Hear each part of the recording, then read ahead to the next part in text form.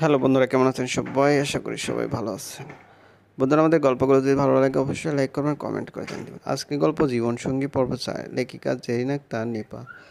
নুহা যতটা না বাচ্চামি করেছে তার থেকে বেশি করেছে ওর বাবা আলম হোসেন। নুহা সাইকেল নিয়ে পড়ে গেছে এটা শোনার সাথে সাথে অফিস থেকে চলে এসেছে। শহরে যত নামি দামি ডাক্তার ছিল সবাই ফোন করে বাসায় আসতে বলেছে। সবাই নোহাকে ভালো করে চেক আপ করে জানালো নোহার তেমন কিছুই হয়নি, শুধু একটু ছিলে ছুলে এই আর কি। এটা শুনে আলম হোসেন রেগে গিয়ে বললেন, আমার মেয়ে সাইকেল থেকে পড়ে গেছে, ওর হাত পা ছিলে গেছে, আর আপনারা বলছেন এটা তেমন কিছু না। পড়াশোনা করে ডাক্তার হয়েছেন নাকি ঘাস খেয়ে? আবার ভালো করে দেখে বলুন সিরিয়াস কিছু হয়েছে কিনা। আলম হোসেন নিজের টাকার গরম প্রায় সবার সাথেই দেখিয়ে থাকেন। যার টাকা আছে তার মুখের উপর ডাক্তাররাও বেশি কিছু বলতে পারে না। অবশেষে নোহাকে ওনারা কিছু মেডিসিন লিখে দিয়ে গেল। যাবার সময় আলম হোসেনকে বললেন, এই মেডিসিনগুলো আনিয়ে নেবেন। এগুলো নিলে আশা করি ও 2-3 দিনের মধ্যেই সেরে উঠবে। আপনি বেশি টেনশন নেবেন না। কোনো অসুবিধা হলে আমরা আছি তো নাকি? ডাক্তাররা চলে গেল। আলম হোসেন নোহার কাছে এসে বসেন। মা, এখন কেমন লাগছে তোমার? আমি ভালো আছি বাপি। তুমি এমন করছো কেন? মুখটা কেমন শুকিয়ে গেছে। বাপি, তুমি এমন করলে কিন্তু আমি সত্যি সত্যি অসুস্থ হয়ে যাব। আমার 10টা না 5টা না একটা মাত্র মা তুমি। তোমার কিছু হয়ে গেলে আমি ভালো থাকি কি করে বলো তো? তুমি কেন সাইকেল চালাতে গেলে? দেখো, দেখো না মা, হাত পা কতটা ছিলে গেছে। তোমার এই অবস্থা দেখে আমার কতটা কষ্ট হচ্ছে তুমি জানো? বাপি, আর এমন হবে না। আমি আর কখনো সাইকেল চালাবো না। তবুও তুমি টেনশন নিও না, একটু হাসো না বাপি। নোহার শেষের কথাটা শুনে আলম হোসেন সত্যি হেসে ফেললেন। নোহা ওনার একমাত্র মেয়ে। নোহার জন্মের পর অনেক অসুখ বিসুখ নিয়ে বড় হয়ে ওঠে। নোহার পরে অনেক চেষ্টা করেও ওনাদের আর সন্তান হয়নি। তাই নোহাকেই ওনারা চোখের মণি করে রাখে। এতটুকু আঁচ লাগতে দেন না নোহার শরীরে। নোহা যে এবার ইন্টার সেকেন্ড ইয়ারে পড়ে তা আলম হোসেন মানতে চান না। ওনার কাছে যেন নোহা এখনও সেই ক্লাস 1-2 এর বাচ্চা রয়ে গেছে। নোহা তার হাত আলম হোসেনের দিকে এগিয়ে দিয়ে মুখ কাচুমচু করে বলল, বাপি দেখো না এখানে কেমন লাল হয়ে আছে। তুমি একটা কিসি দিয়ে দাও না, তাহলে ভালো হয়ে যাবে।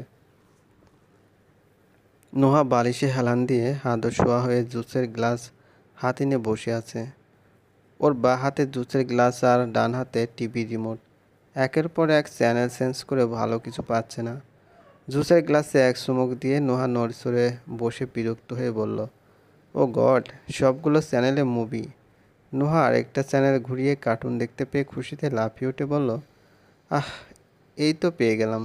এসব ন্যাকা ন্যাকা মুভির চেয়ে কার্টুন অনেক ভালো। ও হাত থেকে রিমোট রেখে আরাম করে জুসের গ্লাসে চুমুক দিয়ে যাচ্ছে।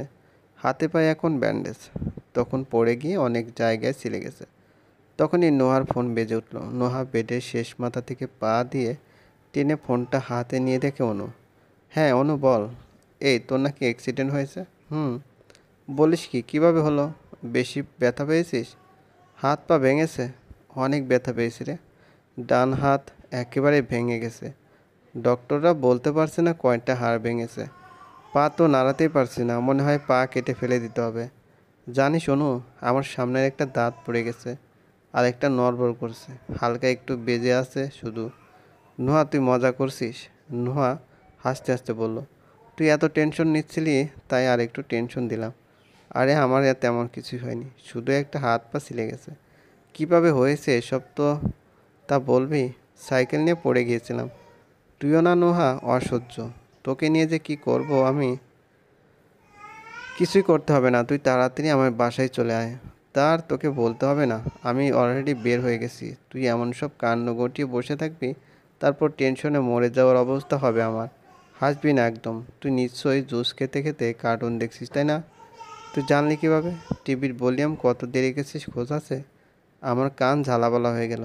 কিভাবে সহ্য করিস তুই? আচ্ছা রাখি এখন, আমি প্রায় পৌঁছে গেছি। আর 10 মিনিটের ভিতরে চলে আসবো। তাড়াতাড়ি আয় আমার ময়না পাখিটা। বাপির পরে শুধু তুই আমাকে ভালোবাসিস, বাকি সবাই আলুও বাসে না। ফাতেমা দরজা খুলে অনুকে দেখতে পেল। অনু ভিতরে এসে হাসি মুখে ফাতেমাকে সালাম দিল। আসসালামু আলাইকুম আন্টি, কেমন আছেন? ওয়ালাইকুম আসসালাম, আলহামদুলিল্লাহ। তুমি কেমন আছো অনন্যা? ভালো। আন্টি নুহা কোথায়? রুমে আছে। আর আঙ্কেল? বাবা মেয়েতে মিলে টিভি দেখছে। আমি তাহলে নুহার কাছে যাই। আচ্ছা। অনু দৌড়ে নোহার রুমে ঢুকতে যাচ্ছিল, হঠাৎ দাঁড়িয়ে গেল অনু। আলম হোসেন মেয়ের পায়ের কাছে বসে আছে, পায়ের সেখানে ছিলে গেছে, সেখানে মলম লাগাচ্ছে আর ফু দিচ্ছে। মা, বেশি ব্যথা লাগছে না তো? নোহার টিভির দিকে মনোযোগ দিয়ে বলল। না বাপি, জ্বালা করছে। না বাপি, কষ্ট হচ্ছে না তোমার? না বাপি। কি না না করছো? হাতে পায়ে এত জায়গায় ছিলে গেছে, লাল হয়ে আছে, তবুও তোমার ব্যথা লাগছে না? নোহা টিভির ভলিউম কমিয়ে আলম হোসেনের দিকে তাকিয়ে বলল। বাপি, তুমি আমার পা ছাড়ো, আমার পাপ হোক। তুমি এটা চাও? কখন থেকে পা কোলে নিয়ে বসে আছো। বলছি ব্যথা লাগছে না, কষ্ট হচ্ছে না, তবুও তুমি শুধু শুধু টেনশন নিচ্ছ। টেনশন নিব না? আমার একটা মাত্র মেয়ে, তার কিছু হয়ে গেলে আমি কিভাবে বাঁচবো বলতো? তুমি কেন নিজের খেয়াল রাখতে পারো না? অনু দরজার সামনে দাঁড়িয়ে বাবা মেয়ের ভালোবাসা দেখছে। অনুর বাবা গত বছর মারা গেছে। অনু এখন বুঝতে পারে বাবা কী জিনিস, সন্তানের জীবনে বাবা থাকা কতটা জরুরি। অনু তার বাবাকে কতটা ভালোবাসতো তা অনু এখন বুঝতে পারে। নুহা অনুকে দেখে চেঁচিয়ে উঠে বলল, আরে অনু, আমার ময়না পাখিটা, কখন এলি তুই? আর তুই ভিতরে না এসে বাইরে দাঁড়িয়ে আছিস কেন? অনু ভিতরে এসে কাঁধ থেকে ব্যাগ নামিয়ে বেডে বসতে বসতে বলল, এখন কেমন আছিস তুই? আঙ্কেল, আপনি কেমন আছেন? আলম হোসেন অনুকে নিজের মেয়ের মতোই ভালোবাসে। মেয়েটা সত্যি খুব ভালো, তার উপর ওর বাবা নেই। এই কারণে অনুর প্রতি আলম হোসেনের মমতা একটু বেশি কাজ করে। আলম হোসেন মুখ হাসি হাসি করে বলল, আমি তো ভালো আছি মা, কিন্তু তোমার ফ্রেন্ড তো ভালো নেই। দেখো না, সাইকেল নিয়ে পড়ে গিয়ে কতটা ব্যথা পেয়েছে। তুমি ওকে একটু বোঝাতে পারো না? এই বয়সে এসে আমি কি এত টেনশন নিতে পারি? অনু মায়াভরা দৃষ্টিতে আলম হোসেনের দিকে চেয়ে আছে। সত্যি মেয়ের কিছু হয়ে গেলে এই লোকটা বাঁচতে পারবে না। কোনো বাবা যে তার মেয়েকে এতটা ভালোবাসতে পারে তা আলম হোসেনকে না দেখলে বোঝা যেত না। মেয়ের নামে উনি নিঃশ্বাস নেয়, মেয়ের নামে নিঃশ্বাস ফেলে। নোয়া মুখ কালো করে বলল, বাপি, অনু আসার সাথে সাথেই তুমি শুরু হয়ে গেল আমার নামে আমার বেস্টুর কাছে বিচার দিচ্ছ। এটা কি ঠিক হচ্ছে? তুমি যত কিছুই বলো না, অনু কিন্তু আমার সাপোর্টেই থাকবে। নুহার অনুর দিকে তাকিয়ে বলল, কিরে অনু, বল তুই আমার সাপোর্টে থাকবি না? আলম হোসেন উঠে দাঁড়িয়ে বললেন, তাহলে তো আমার দল ছোট হয়ে গেল। কি আর করার, সবাই মেয়ের সাপোর্টে, আমি না হয় হার মেনে নিলাম। আচ্ছা, তোমরা বসো, গল্প করো, আমি নিচে যাচ্ছি। আলম হোসেন চলে গেলে নুহা লক্ষ্য করলো অনুর মন খারাপ হয়ে আছে। নুহা বুঝতে পারছে কেন অনুর মন খারাপ। নুহা বলল, এই ভূতের বিজ্ঞানী, তোর আবার কি হলো? বাড়ি থেকে বিয়ে টিয়ে ঠিক করে ফেলেছে নাকি? বিয়ে? আমার? আগে তোর বিয়ে দিয়ে তারপর আমার বিয়ের চিন্তা করা যাবে। দেখা যাবে। আমি আন্টির সাথে কালই কথা বলবো। দেখিস তুই কীভাবে যে তোর বিয়ে ঠিক করে ফেলি। আন্টি তো ওই দিন বলছিল কোন স্কুল মাস্টার নাকি এসেছিল।